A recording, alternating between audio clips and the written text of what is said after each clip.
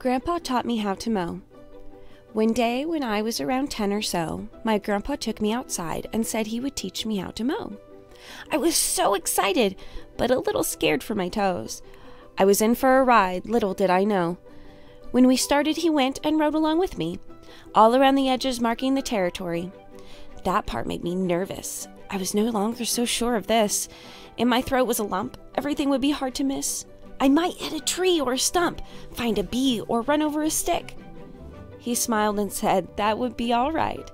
As he looked at my eyes that were full of fright, he laughed when I couldn't figure out how to go.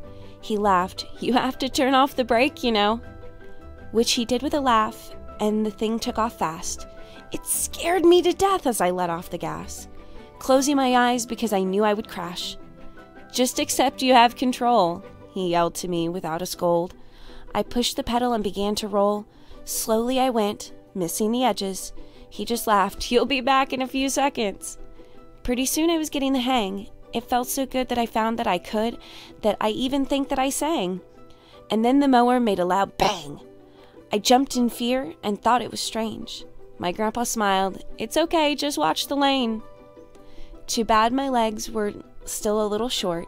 It made pushing the pedals awful hard work. It was more of a workout than even my sports. My legs did ache and my knees began to hurt. I didn't know how anyone could keep up this mowing thing. This seemed like a ton of work to have come around every spring. I told my grandpa I could do no more. My ears did ring and my legs were sore. He told me to do a little at a time, even if the minutes are few, that it would be fine. If we did more in a day or two, then a little more and more after that. Next thing you know, we will be done. It's a fact. When we do finally get to that time, we will have to start back where we began, as it will have grown back in size, which shows perseverance of life across the land.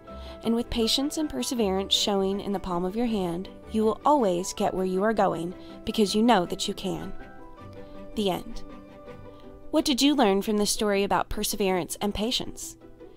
Perseverance. I won't give up. Sometimes you might try something and think you aren't very good at it. Maybe you decided that something seems too hard or too scary. Do you think that a little perseverance and deciding that you are too strong to give up, that maybe you could be better than you think with time? Patience. To accept.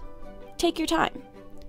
Do you think that by accepting when you might be scared and realizing that maybe it's just because you don't know something that you might be able to move past your fear and find new fun things?